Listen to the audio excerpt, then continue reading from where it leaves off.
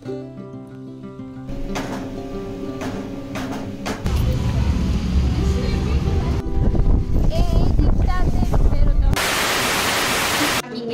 and welcome back to Connect to Mims's vlog.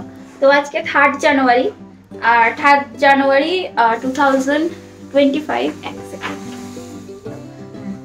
তো বছরের 3 নম্বর দিনে আমরা পড়ে গেছি আর আজকের চা পড়েনি, ভাতটা পড়ে গেল মানে ভাতটা ইয়ে হয়ে গেছিল, কম করে দিলাম গ্যাসটা। যাই হোক, তো আজকে হচ্ছে মানে আজ থেকে না 27 ডিসেম্বর যেমন পিয়ানের জন্মদিন ছিল, তো তখন থেকে শুরু হয়েছে। এবারে পরপর আমাদের বাড়িতে সবার জন্মদিন হবে। তো আজকে 3rd ডিসেম্বর, আজকে বুম্বার জন্মদিন। তো হ্যাপি বার্থডে বুম্বা। তো বুম্বা হচ্ছে আমার মানে দাদা, আমার জেঠু ছোট ছেলে।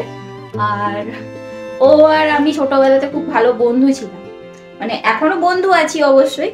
তো ছোটবেলাতে না মানে আমাদেরকে কেউ দেখে মানে আলাদা করতে পারতো না যে আমরা মানে কি, মানে ও আমার থেকে বড়, আমি ওর থেকে ছোট, এরকম আলাদা আলাদা ভাই বোন। সবাই বলতো কি এরা দুজন যমজ ভাই বোন, এরকম টাইপের আর কি।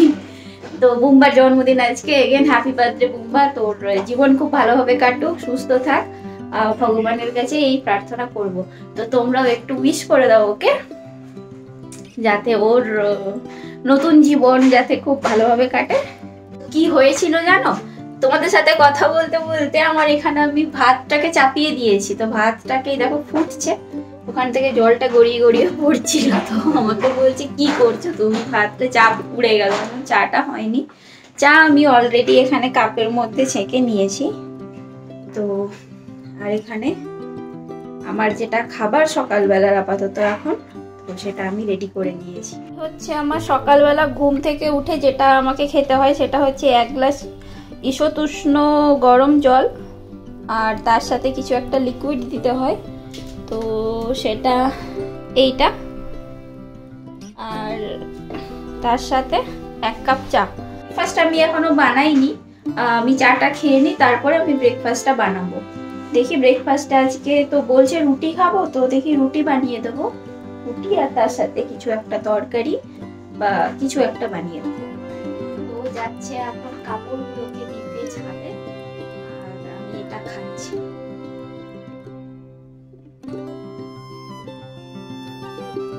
কি বাজে খেতে,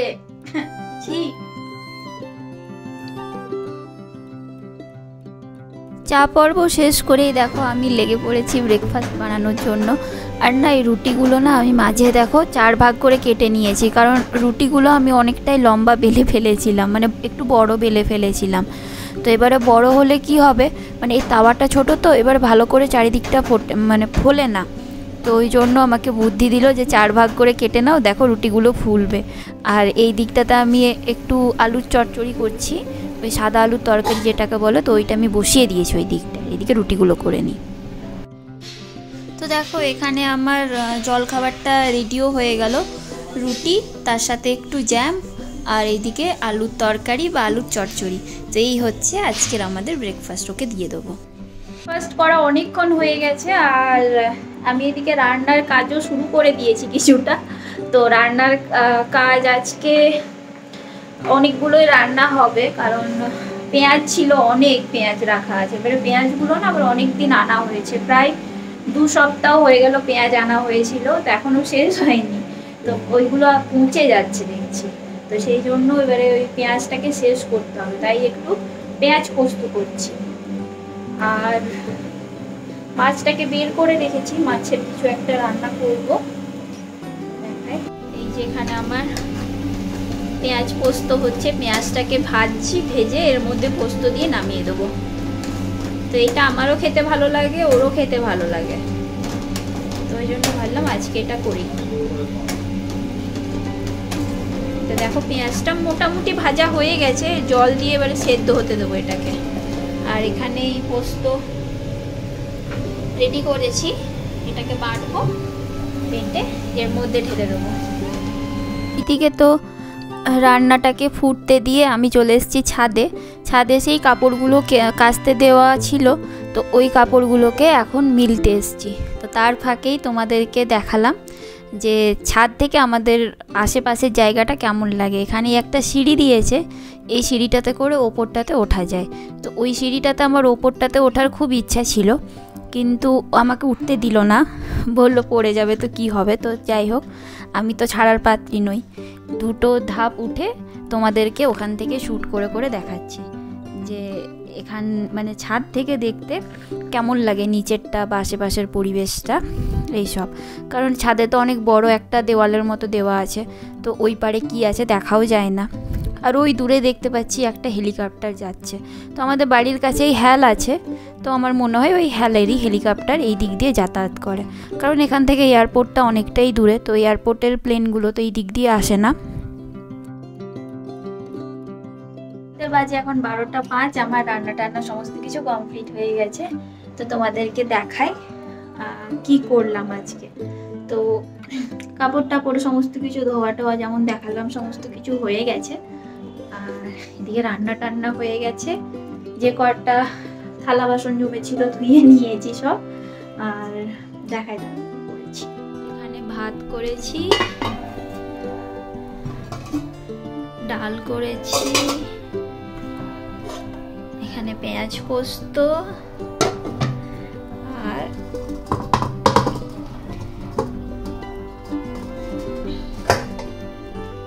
মাছের টক করেছি একটু।